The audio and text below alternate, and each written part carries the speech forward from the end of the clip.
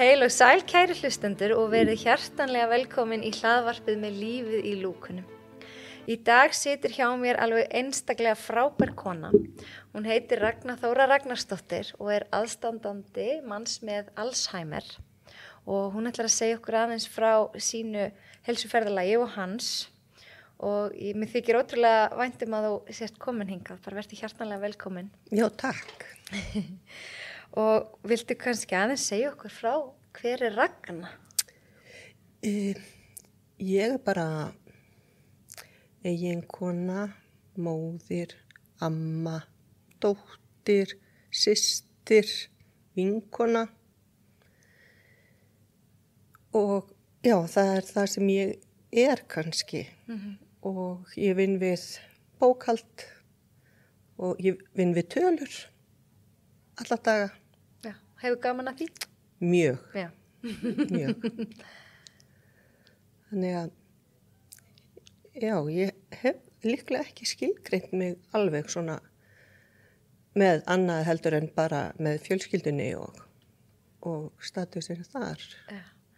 Ég fór í útvarpsviðtal áðan og ég var spurð þetta þessi hver Erla og ég frausnast í, ég sagði, vá, ég alltaf að spyrja fólk að þessu. Nú skil ég ykkur. Já. Æðislegt. Heyrðu, og mér langar svolítið að bara kannski byrja strax á því að skilgreina Alzheimer. Það heilabilun. Það algengasta form heilabilunar. Algengasta form heilabilunar. Af þeim yfir 100 tilbrigðum sem eru til. Vá, eru til svona mörg? Já. Ok. Getur verið einhverju séu þá jafnvel ranggreindir eða? Það oft sem að greiningin breytist aðeins á tímanum eins og þeir sem eru kannski fyrst greindi með Alzheimer en fara svo að fá Parkinson-lík einkenni. Þá eru þeir kannski með Lewy body og svo oft og þeir segja að það sé í raunin ekki hægt að segja til fyrir við krufningu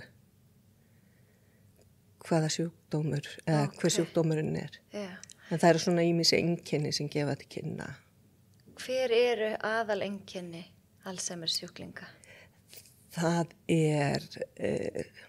verkfærnin sem í rauninni kannski fer fyrst og svona það fylgir því ákveðin félagsfælni og svo það náttúrulega minnistap sem að lýsir sér að bæði það að fólk man ekki og endurtekur sig oft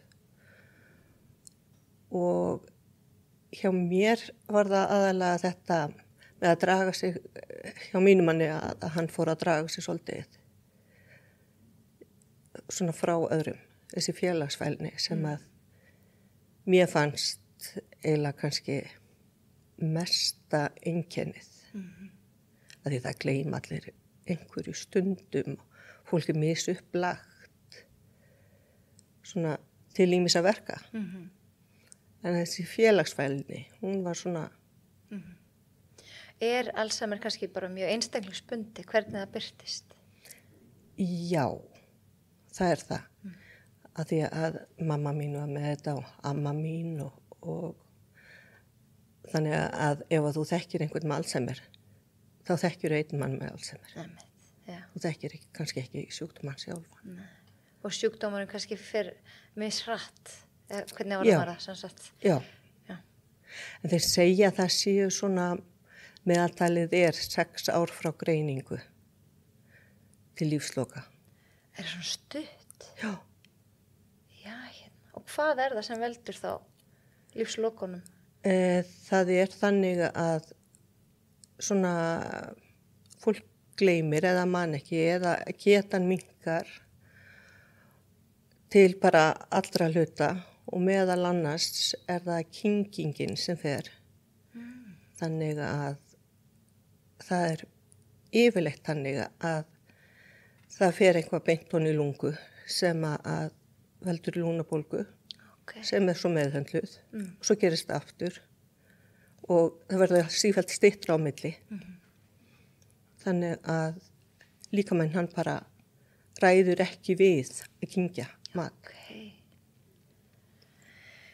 Mér langar svolítið að fá að lesa upp hérna hluta úr texta sem þú settir á Facebook fyrir nokkru. Bara svona til þess að gefa hlustendum smá svona mynd af stöðunni. Sjúkdómurinn er komin á það stig að suma daga nægi engu augnsambandi við hann. Aðra í sekundu og einstaka sinnum fæ ég bros. Brosin hans eru samt orðin mjög takmörkuð auðlind og gefin sparlega. Og hann gengur líkt og hann sé í fótajárnum á hraða leti dýrsins. En hann gengur. Oft er hann sviplaus, starir út í loftið og stundum minnir svipurinn á Jack Nicholson í Gaukshreiðrinu eftir raflost. Og ég elska hann eins og hann er, skilyrðislaust. Stundum tek ég Gulla heim. Sú áskorun er mikil því tíminn sem tekur að koma honum inn í bílinn getur tekið upp undir 45 mínútur vegna verkstóls. Og við búum á Íslandi þar sem veðrið er alls konar. Ég geri það samt. En það er alveg sama hversu mikið ég geri, mér finnst það aldrei nóg. Samviskubitið er stundum mig lifandi að éta. Og það kostar. Orkan er á bullandi yfirdrætti og ég þarf kvíðalyf til að sofa. Á kvíðalyfjunum éti ég allt sem að kjafti kemur og hugsa mat út í eitt. Samhliða því verður til meira af mér, kólesteróli og sykurinn í blóðinu hækkar og blóðþrýstingurinn fer upp úr öllu valdi. En ég sef á nóttunni. Ég er heppin með upplægið, létta lund, jákvæðni, verkfísi. Þessir eiginleikar gera það að verkum að ég á tiltölulega auðvelt með bæði að aðlagast og sjá björtu hliðarnar í flestum aðstæðum. Ég læt ekki eins og allt sé alltaf í lagi, en er samt ansi lungin við að sjá það góða í öllu. Þrátt fyrir það syrgi ég framtíðina, það sem ekki verður. Ég sakna Gulla og ég sakna okkar og bið æðruleysi til að sætta mig við það sem ég fæ ekki breytt. Þetta er svo ótrúlega fallegt, þetta snerti mig svo mikið, Ragna. Ok. og þú hefur verið mjög opin með allt þetta ferli, alveg frá upphafi. Já. Og það sem mig langar líka svolítið að ræða, við kannski förum svolítið í þennan sjúkdóm síðar og sögun hans Gulla, en mig langar svolítið að því að þú ert að tala þína heilsu sem er svo mikilvægt að opna þér á þetta. Já. Að því að aðstandendur, þeir gleyma oft sér.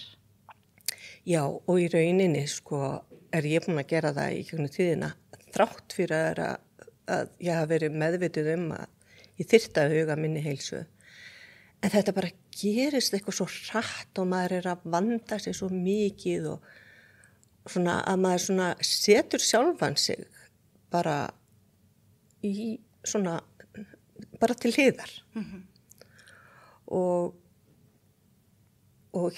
heilsan ef að maður talar að hún sé í 4 hlutum, sem þetta þessi andlega, félagslega, líkamlega og fjárhagslega, að þá er ég bara nokkuð góð með þessa andlegu og félagslegu, að því að ég náttúrulega skrifa mig frá því sem að ég þannig vinn ég úr sorginni, ég skrifa mig frá. Já. En svona þessi líkamlega heilsa, hún hefur svolítið svona gefið eftir. Já. Og en það er í vinnslu. Já, bara það líka að tala þetta og segja þetta upp á, það er alltaf fyrsta skrefið. Já. Og viðurkenna fyrir sjálfum sér. Já, ég fór líka á ég er á svona námskeiði í Opna háskólanum í Reykjavík, skipulagning á 3. æviskeiðinu. Hvernig ætlað þú að vera á þessu 3. æviskeiði? Frábært. Hvernig ætlað svona huga heilsunni og bara verkefnum og annað. Og það líka svona gefur manni ákveðna innspýtingu. Frábært. Og þú leitaði nú til mín fyrir nokkrum árum, ef ég má segja frá því. Já, bara algjörlega. Og mér þótti ótrúlega væntum að því að þá varstu strax að huga að þessu. Já. Þið langaði virkilega að gleyma ekki þér. Já, en svo einhvern veginn bara lendi maður einhvern veginn í þessu og mánuðinir og árin þau eru svo fljóta að líða og sko það varst þú sem varst að tala alltaf þetta kemur eiginlega bara frá þér en ég sef. Já. En ég þurfti að fara og lifa til þess sem að gerðu það að verkum að allt annað fór í raun í bara bull en ég sef. Og þá ætti ég að vera sko tilbúin að taka næstu skref. Já. En sefurðu vel eða bara sefurðu? Ég held ég sofi vel. Já. Vaknarðu út hvíld? Já. Já, þá sefurðu Og vel. ekki við klukku. Ekki við klukku? Nei. Ok. Sko svefnin er náttúrulega rosalega mikil stóð, þú veist. Svefnin þarf að vera í lagi og þá getum við farið að byggja hann á. Já. Og þannig að þú hefur tækifæri eins og þú segir. Já, ég er komin á þann stað núna. Það er gott. Af því að þú hefur átt mjög erfitt með svefn í gegnum árin. Já, og þetta er svo skrítið einhvern veginn, að það er bara hlut af sorginni sem maður áttar sig ekki á. Þú veist, maður verður svona svolítið sinnulaus og bara, þú veist, það er svona hinnar ýmsu, sko, bara sem kemur fram, sem maður áttar sig ekkert á, að er hlut af sorg. Dofin, sinnulaus, sof ekki, bara svona hitt á þetta. Já. Og langvarandi þá náttúrulega hefur það neikvæð áhrif á heilsuna. Já. Og það náttúrulega hleypir upp eins og, ég búin að segja, sko, blóðsykrinum og kólesterólinu og öllu þessu. Við erum alltaf betri að ráðleggja öðrum en okkur sjálfum. Ef þú væri núna að ráðleggja einhverjum öðrum sem væri í þínum sporum, einhver sem er aðstandandi, hvað myndir þú ráðleggja þeim? Hvernig geta þeir hugsað um heilsuna sína? Það er nefnilega málið, sko, að ég er ekki vissum að ég held að við lendum öll í þessu. En það er þetta með að að passa að loka sig ekki af, passa að tala hlutina.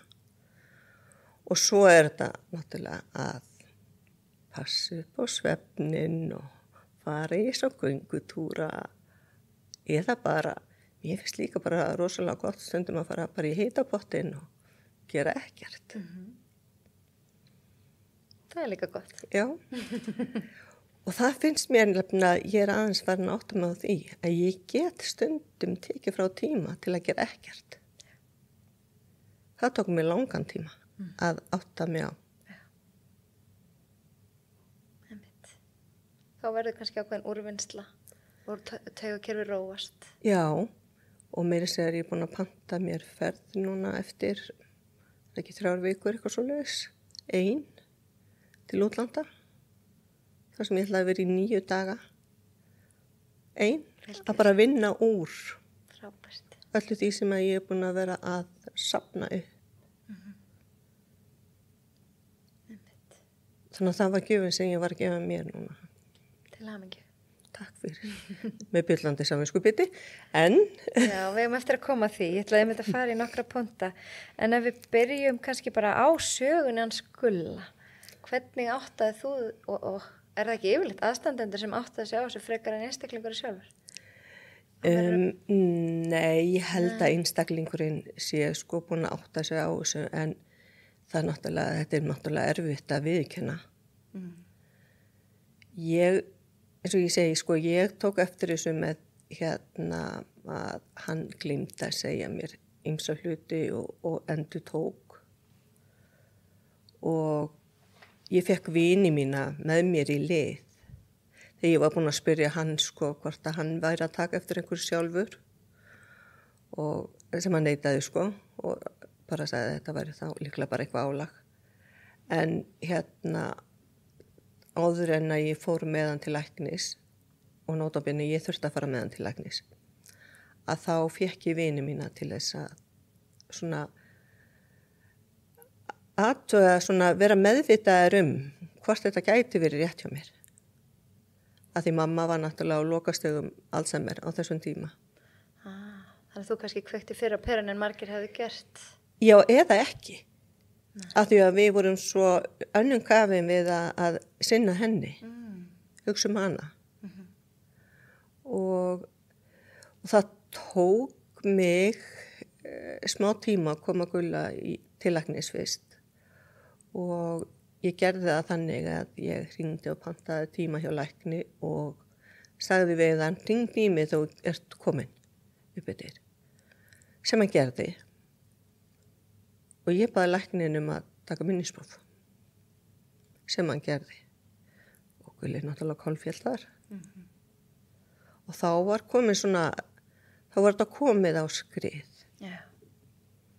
Og svo gerist þetta frekar hratt. Nei, hann fer náttúrulega fyrst í svona allskins rannsóknir til þess að útiloka heilaæxli og svoleiðis og svo förum við þarna á minnismóttökuna og það tók svolítið tíma greinan því að það kom ekki úr sér mænu sem það er tekið mænuvökvi oft til þess að reyna að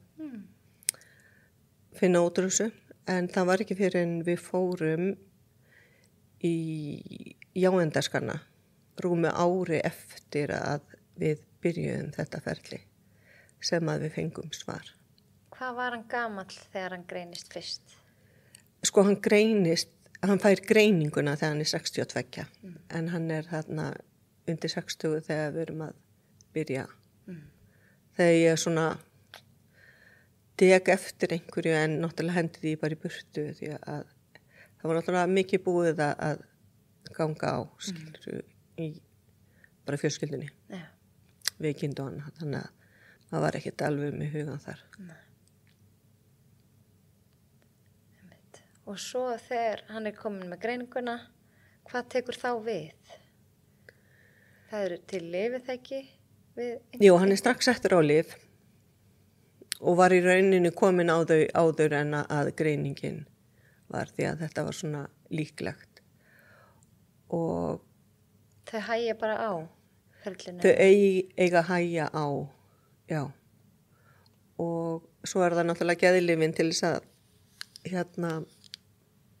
bara til þess að gera þig þannig að þú getur tekist á við lífið og þannig og svo ákváðu bara að leita til Alzheimer's samtakana eftir, já, í rauninu var það geðlæknirinn okkar því að ég var búin að fara í millitíðinni líka til geðlæknis ef þetta skildi vera svona burnout sem var ekki. En geðlæknirinn, hann svona hefur verið með okkur allan tíman og er ennþá með okkur og því að hann náttúrulega þá kynntist Gulla áður en hann varð þannig veikur. Yeah. Og hann bent okkur á að tala við Alzheimer's samtökin sem við gerðum og þar hitt við fólk sem er í sömu stöðu og við. Svona ungt fólk, bara okkar aldri. Og við höfum haldið, við vorum þarna 6 hjón, sem höfum alveg haldið hópinn síðan. Frábært. Og við makarnir hittumst reglulega. Já, þetta er þannig að þú þarft að tala við einhvern sem er í sömu sporum og þú. Já, sem skilur þetta. Sem skilur, já, skilur og veit. Já, ég man svo eftir því þegar við hittumst, ætla að sé komið 3 ár síðan, 2 ár síðan, ég man það ekki alveg. Tíminn svo fljótur að liða. Já, þá man ég það satt svo sterkt í mér að þú talaður að þú værir að syrgja. Og ég hafði aldrei hugsað að gæti verið að syrgja eitthvað sem væri enn til staðar. Því Gulli var enn til staðar en þú varst að syrgja það sem var. Og syrgja það sem ekki verður. Já, líka það. Já. Og mér fannst það bæði fallegt en líka svo ofbærslega erfitt að hugsa það. Og þetta var alveg nýtt fyrir mér þá. Já. Einhvern veginn. Já, við erum svo heppin að við erum búin að gera margt og við vorum ekki að bíða eftir einhverjum tíma til þess að gera hluti og fara eitthvað. En bara við svona veikindi þá er það þannig að maður fer að syrgja það sem ekki verður og veist, hann missir kannski af einhverjum barnabörnum og hann missir kannski af því að krakkarnir okkar gifta sig og veist, það er svona allskins tímamót sem er svona fjölskyldu. Já. Þar sem hann verður ekki með. Nei, og ég hef verið reynda rosalega duglega að fara með hann hérna í afmæli hjá barnabörnum og taka hann heim þar sem fólk og svona. Svo ákvað ég að fara með hann á annað svona mannamót fyrir stuttu síðan. Og þar það sagði einu við mig,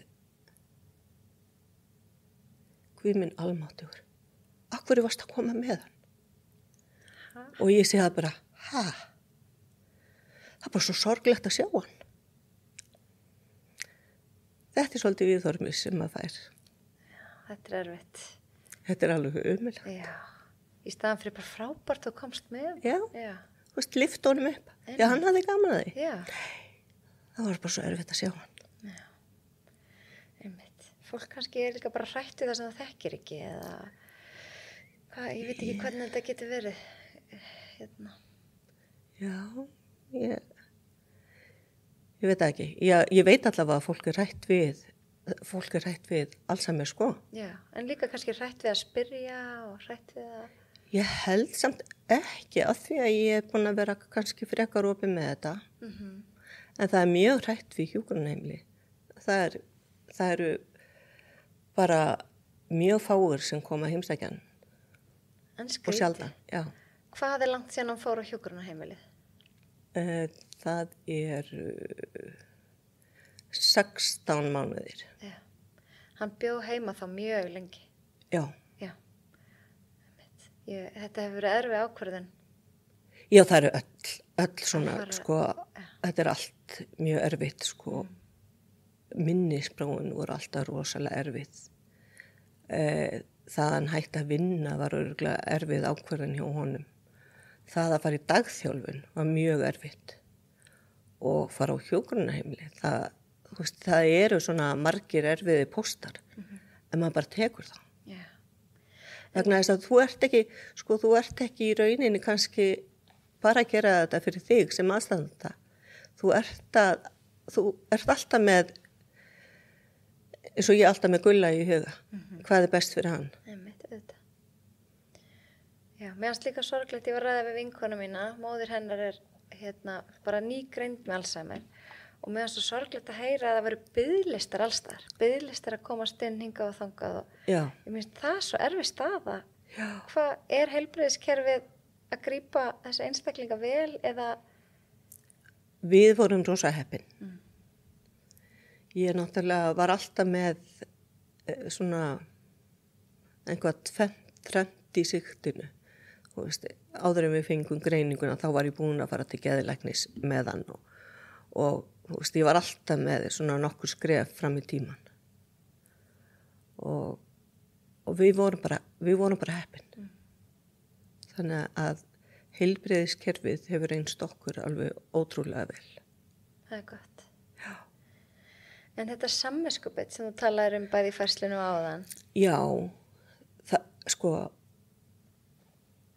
það held ég komið til af því að í áratugi hefur maður alltaf gert allt saman. Þú veist, maður er búin að vera skipulegg eitthvað og gera, þú veist, og það er náttúrulega hluta af gleðinni.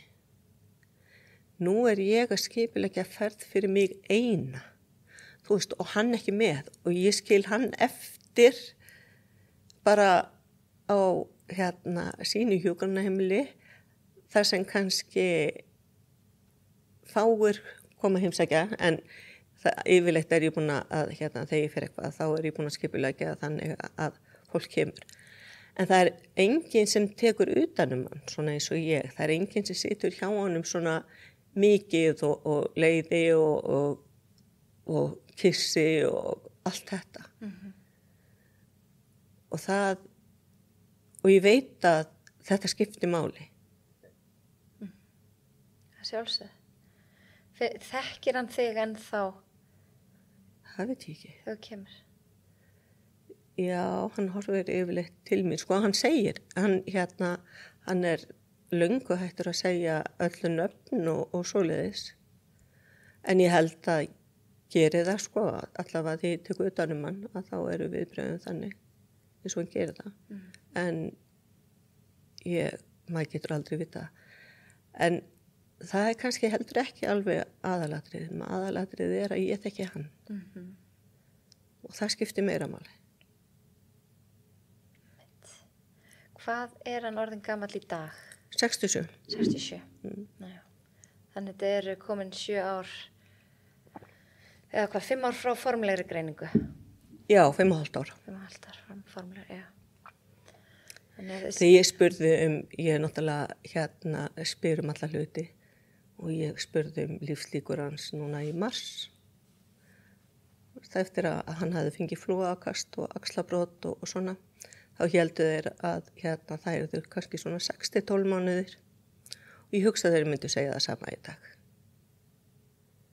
Og líka eftir þetta flúakast þá héldu þeir að hann myndi aldrei ganga aftur. Þeir bara bundið við hjólastól. Ég kom hann upp úr hjólastólnum, sko. Þú býrði við einhverja ótrúlegri þrautsegi og seglu. Sko, það er engin spurning að þetta kemur til með að, þú veist, hann kemur til með að deyja úr þessu. En þangað til, þá ætla ég að láta hann lifa. Það er bara þannig.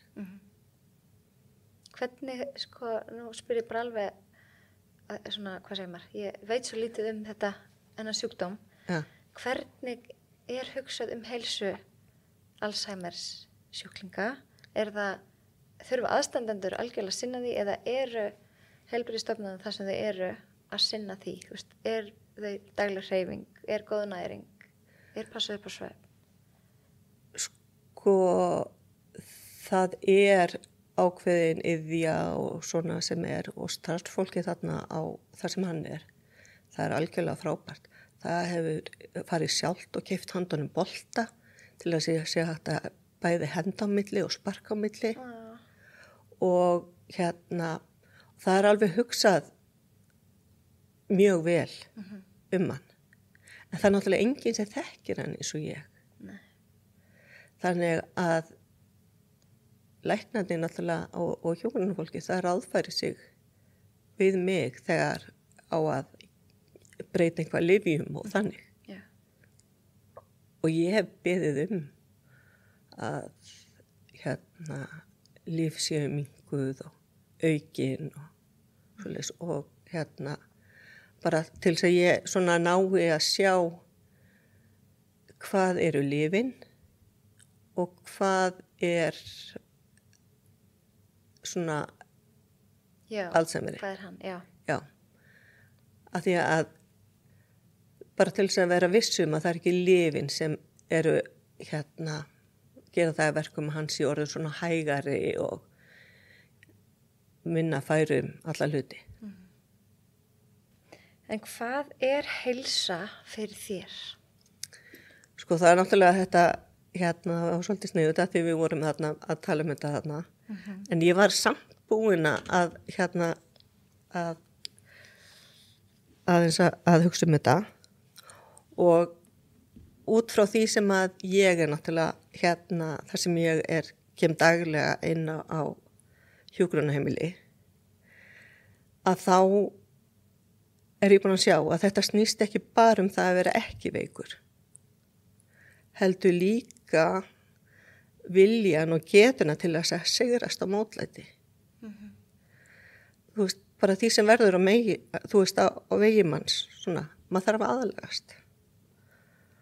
Og það náttúrulega, heilsan hún snýst stöðugan lærdóm, endurnýjun og þroska. Þannig að þetta svona, já, þetta ekki bara það sem var þarna einu sinni heilbrigð sálir hraustur líkama. Þetta bara svo mikið meira og öðruvísi. Finnst þér þetta ferli hafa breytt viðhorfðinni til heilsu? Já, örugglega. Alveg örugglega. Og einhvern veginn þegar þú ert komin á þennan stað þá ertu meira með sko huga við það sem hægt að gera í staðins að hugsa það sem farið. Og maður þarf alltaf einhvern veginn að aðlagast og finna nýja leiðir og svona hún hefur gert það. Hvað það sem að gerast í heilanum? Það eru svona úrfellingar á einhverjum dóti sem að ég get aldrei eitthvað sem að verði og þær eru misjafna, stundum tekur þetta yfir málið eða svona það sem málstöðin verkfærnin, þannig að fólk rosalega misjafn eftir hvar úrfellingarnar eru. Og bara heilin að svona skrappa saman. Já, það bara þannig. Já. En því að það eru til einhver lyf sem hægja á þessu. En veistu, verið að reyna að leita að lyfjum? Verið að reyna eins og við flesta sjúkdóma að finna lækningu? Já, það verið að því, en þeir segja líka að til þess að geta fundið lækningu þá þarf það að vita orsakirnar. Hvað það sem veldur. Og þeir vita ekki hvað veldur. Okay. Þannig að þessi lyf sem að verið að tala núna, ég ekki svona bjartsýn eins og margir með það. Af því að þeir eru ekki búin að koma staði hvað það sem veldur.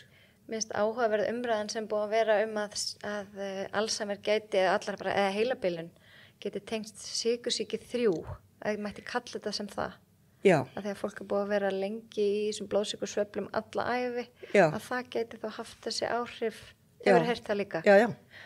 Ég heyrði það alveg þarna eins og með á þeim tíma sem að mamma var með þetta og það ekki einhvað sem þeir eru búin að samna með það og ég hef líka heyrt að Gulli var náttúrulega bæði í handbolta og fótbolta að skallarnir höfuðhögg geti líka verið áhrifavaldur þarna. Og þegar ég að henda til hans bolta og hann fer of hátt, að þá kemur hann fram með hausinni svo hann sé að fara að skalla. Í alferð, vá. Það svona eitthvað í vöðva minni eða svona. Þetta merkilegt. Það svona, skilurðu það fullt hana, þó sem hann segi ekki mikið og sé hægur og allt það. Það sé ekki að þetta tala við hann, en það þarna, maður getur séð ýmislegt þarna í þessu vöðva minnans. Já. Hvað gerir fólk sem eitt og sko því nú þú maki, þá lendir náttúrulega ábyrgðin rosalega mikið á þér. En ef einhver einn og greinist með Alzheimer, hvað? Ég held að þeir séu þeir fari í forgang inn á sambýli og hjúkrunarheimili. En það þarf líklega að vilja það sjálft? Já, það þarf alltaf einhverju að ég held að fólk yfirleitt fara ekki sjálft í svona skoðun minnispróf. Nei, ég sést ekki eina sem þarf að minna mömmu sína á að borða. Já. Og bara alltaf að passa á hún borði því að annars myndi hún bara gleyma því. En hún býr ein. Já, og ég man eftir að hafa komið heim með Gulla og hann sé barnan á borðinu og borðar hann og svo sér hann aftur barnan og borðar hann og þú veist hann kannski 3-4 í röð. Já, og hann man ekki eftir því að hafa, nei. Ok, þannig að, vá, líka hinn áttina, já. Já, þú veist þannig að það bara minnið í þetta, það bara ekki til. Nei. Og það getur farið í báðar áttir. En á byrjunastigum sjúkdómsins, þá fólk miklu meira svona þetta inn og út eða hvað? Stundu bara alveg eðlilegt í einhver tíma? Já. Og svo? Já, þá þetta bara svona, það gleymið bara sömu, ekki öllu. Og svo bara ágerist þetta smátt og smátt. Þess vegna þarf maður alveg að vanda sig sko við að svona hafa augun eða eyrun opin fyrir því sem að gerast. Og auðvitað eru við þjóðfélagi þar sem mikið álag og menn svona finna fyrir því og annað. En þetta aðeins meira og aðeins öðruvísi. Fólk segir oft sko, Ég bara fann að gleyma svo miklu, sko, alltaf þetta sé Alzheimer. Þeir sem eru með Alzheimer, þeir veit ekki að þeir séu að gleyma. Nei, akkurat, ég skilði. Þetta góða punktur. Já. Þeir sem eru með Alzheimer, þeir veit ekki að þeir séu að gleyma. Þeir gera sér enga grein fyrir því að. Og þess vegna það kannski fólki í kring sem tekur eftir þessu. Já, ég held að það sé í flestum tilfellum þannig.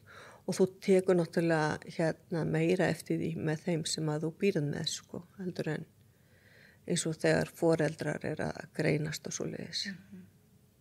Og þá oft sem að ef það eru kannski fólk sem búið að vera saman í 40-50 ára að þá svona ekki bara komin ákveðin svona hefð fyrir einhverju og makinn ekkert endilega að láta vita, heldur bara gengur í verkin. Og þá þetta oft komið svolítið mikið langt þegar svona, áður en þú fer til læknis. Og sumir kannski örugglega fara ekki til læknis. Akkurat. Það ekki alltaf verið að tala svona ruglaða kallinn eða kellingur sem kannski bara með svona einhvers konar heila bilun. En þú með þennan drifkraft og jákvæðni, þú hefur haft nefnilega ótrúlega mikil jákvæð áhrif á fólkið í kringum þig. Þó að þú kannski gerir ekki grein fyrir þig sjálf. En með þessum skrifum þínum, Facebookið þitt opið? Eða þarf að vera vinurinn?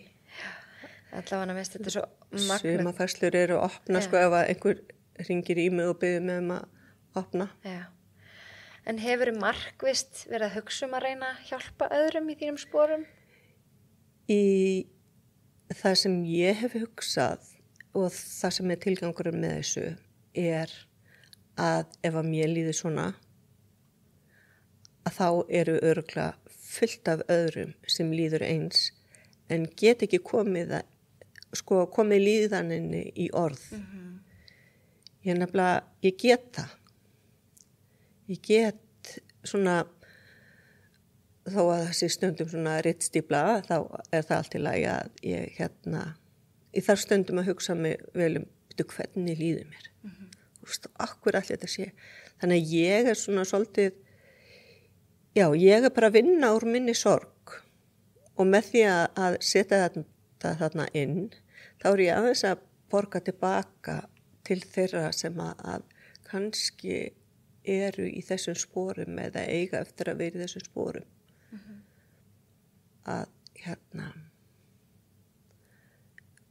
Og bara, það eru mjög margir sem ná að samsama sig við mína líðan.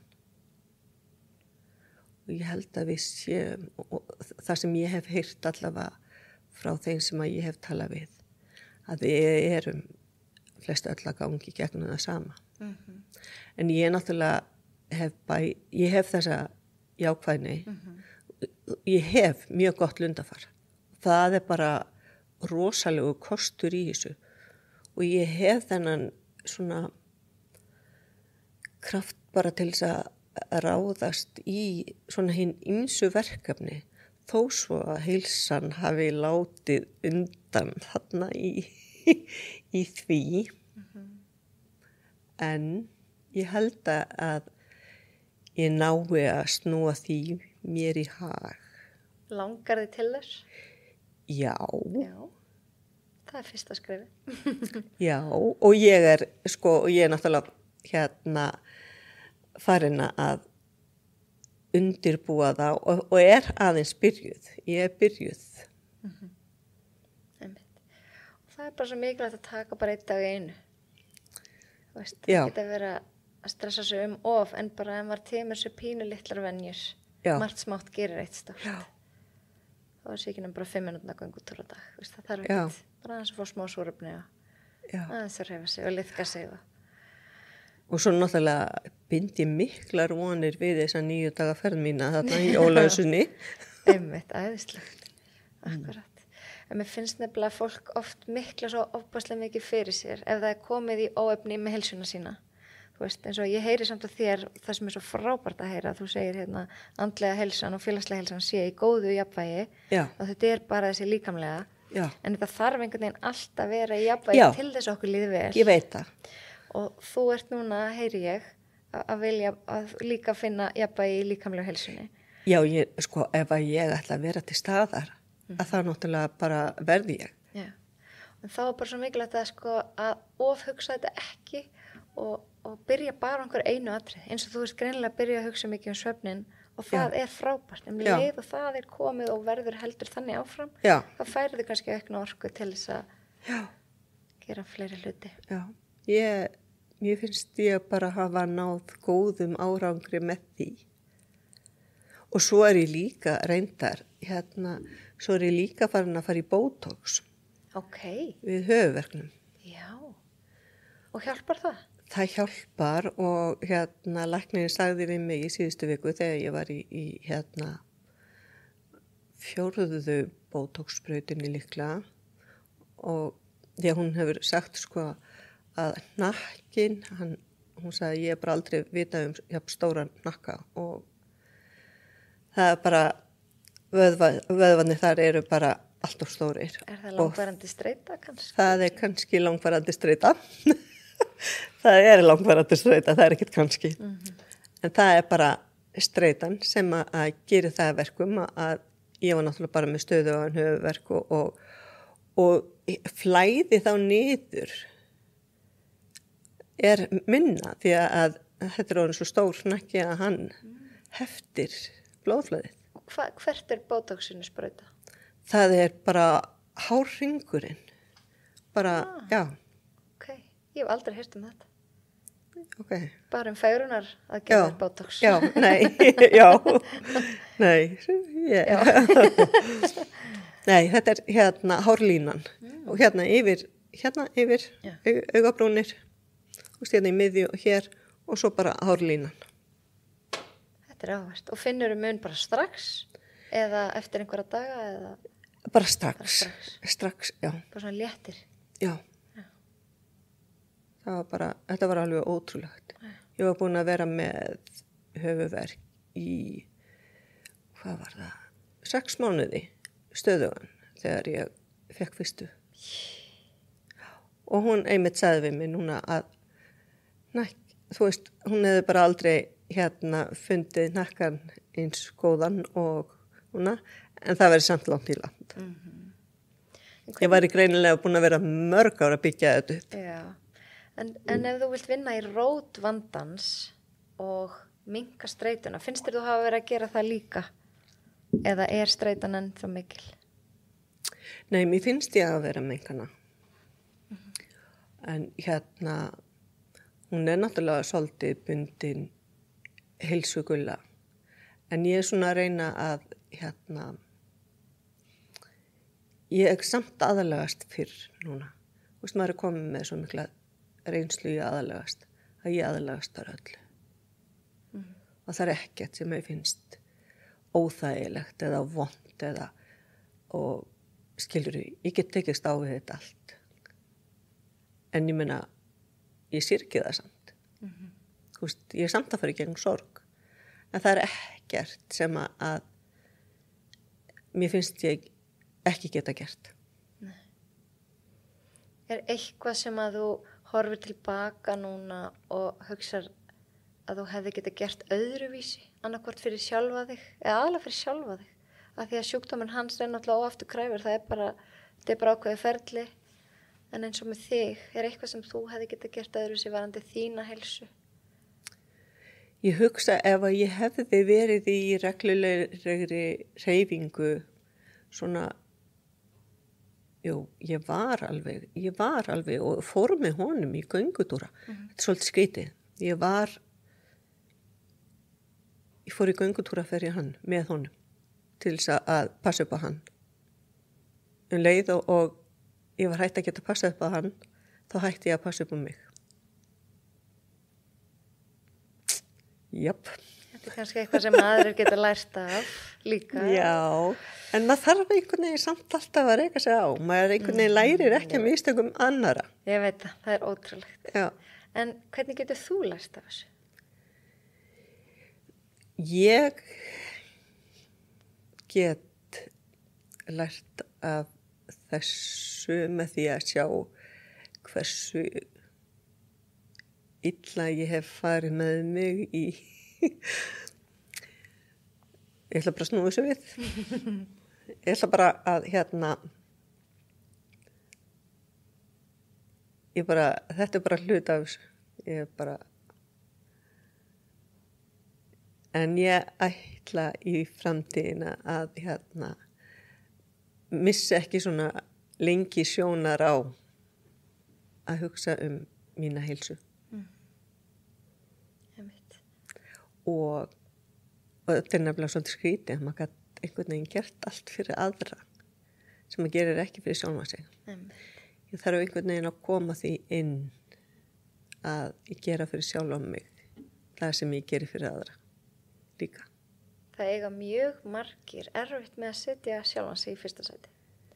Já. Og heilsuna sína. Já. Þú ert ekki ein. Nei.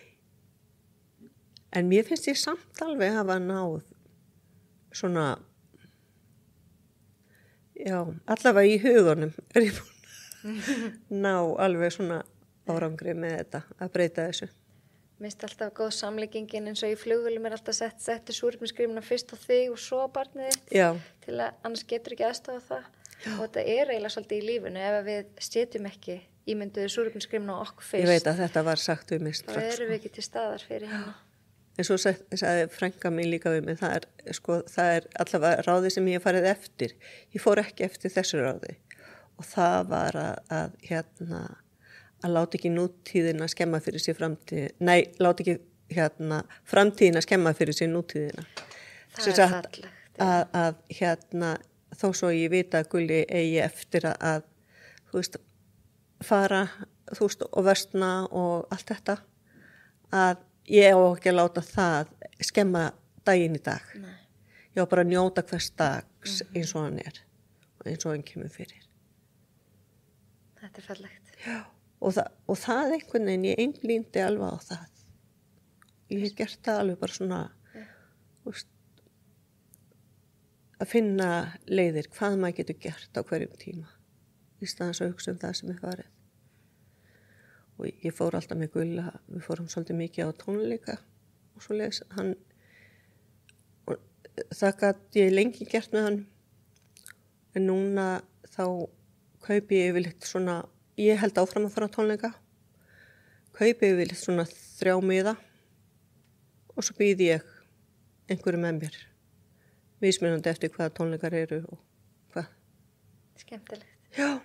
Þetta er félagslega heilsan. Já. Þú ert algjörlega að rækta hana. Já, ég er eiginlega bara dálítið góð þar. Maður þarf líka að muna að klappa sér á baki fyrir allt sem maður gerir vel. Við gleymum því stundum.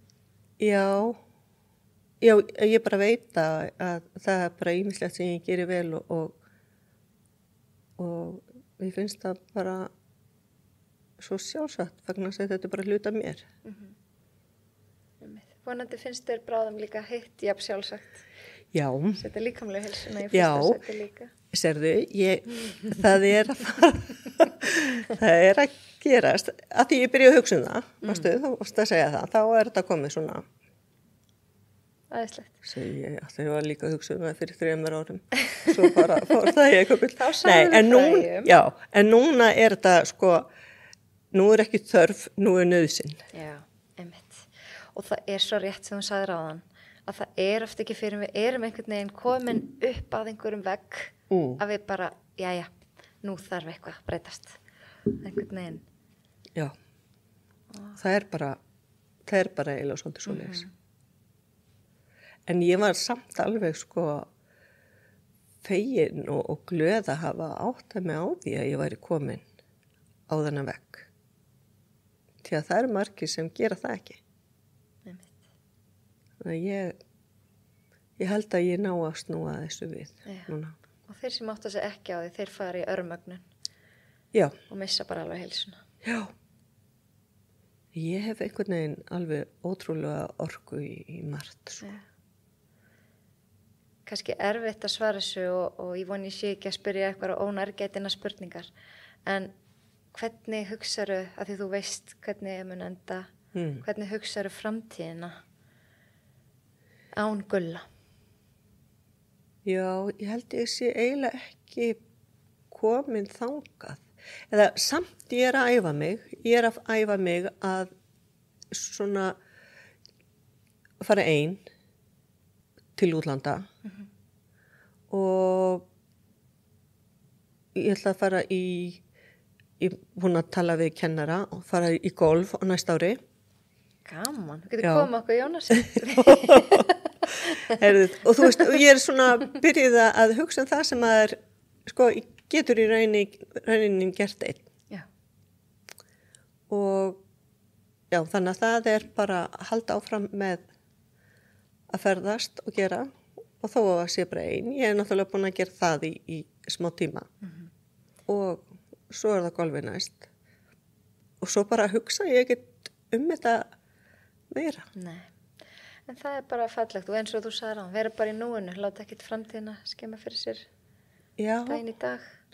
En bara svona velta fyrir mér hvort þú er eitthvað búin að hugsa hvort að þú sér allt í hennu, þá hef ég tíma fyrir mig eða, þú veist, Nei. Það er ekki svoleiðis? Nei. Bara alls ekki. Ég held að hann verði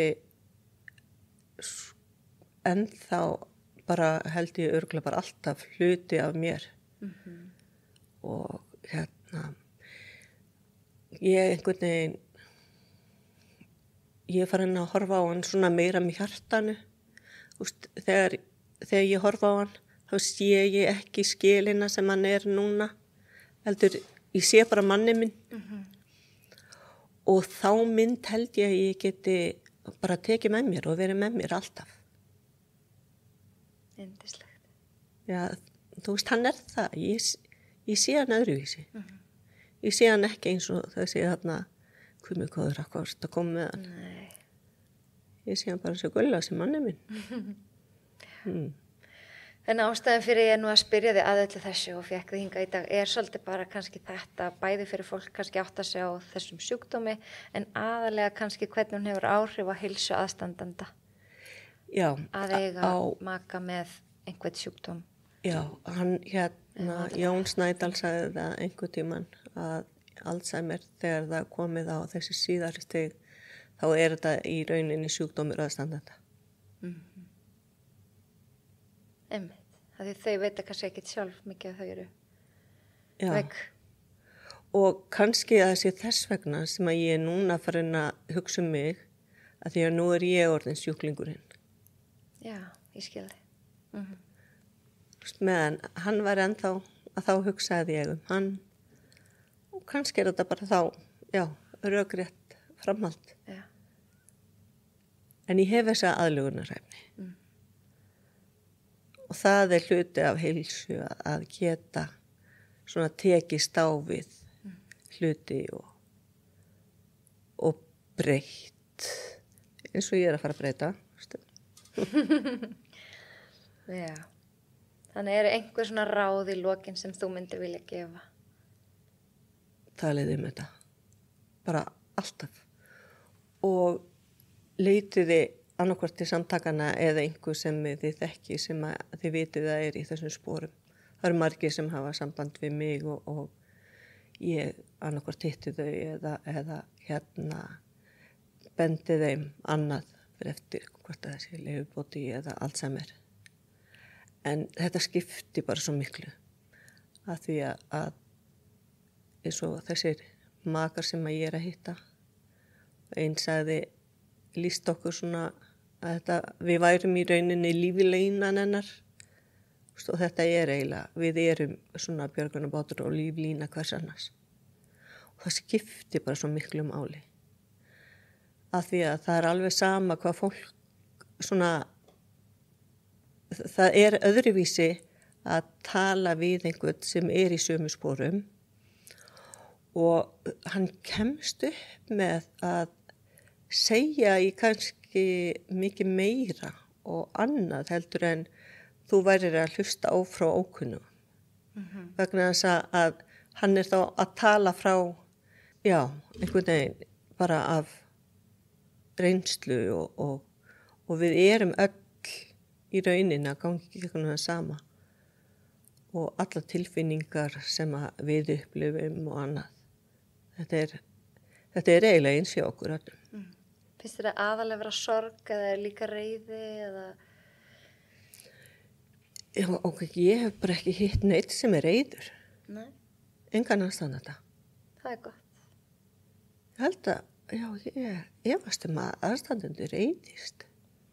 Fólk verður oft reitt, finnst það eitthvað svona ósangirni og eitthvað, en kannski þetta bara gerist svona hægt og bítandi að fólk svona. Já, þú veist, okkur er ekki lofaninu. Þetta er bara hluti lífsins. Já. Og bara þess vegna gerir maður bara eins vel og maður getur. Og þess eins og öðru. Ég hef aldrei verið reið út af þessu. Bara ekki til. Nei. Ég er náttúrulega bara ótrúlega líka þakklátt fyrir Gulla og allt það sem við erum búin að byggja upp og eigum saman. Þetta er náttúrulega bara alveg rosalega dýrmætt að Börn og barnabæður. Já, og bara sambandið okkar og við tvö. Já. Mér finnst við tvö eiginlega bara að vera mestu dýrgripirnir. Í alvöru, það er einhvern veginn bara svona, við erum alveg rosalega gott heimi. Það er alveg frábær. Hvað eru þið búin að vera saman í mörg ár? 35. 35. Eigum 33 ára brúðkaupsafmæli, föstudaginn 24. nóvember. Það haldi upp á það saman. Ég er svona að velta fyrir mér hvernig ég á að hvort ég eigi að koma með kökur og eitthvað þarna niður eða hvort ég eigi að taka hann eitthvað út. Ég er svona ennþá að pæla í því. En já, við höfum alltaf haldið upp á það saman. Og ég drusla hann út allt, Haldið þið áfram? Já, ég held ég gera það alveg þangað til að það er ekki hægt lengur. En þá kem ég honum alltaf niður á kaffihús þarna á Mörk, Það má alveg fá hjólastól og hvað sem er í það. Bara takk enn og aftur fyrir að gefa þið tíma til að koma og deila þessu með okkur. Og ef að fólk vill fylgjast eða fá að lesa þessar dýrmætu færslu sem eru opnar, þá er það Þóra Ragnarsdóttir á Facebook. Já. Og já, kannski ég bara að opna eitthvað, ég veit ekki, kannski ætti ég að opna á þessar færslur, ég er einhvern veginn. Það hlusta hjartað. Já. Æðislegt, bara takk. Já, bara takk fyrir mig.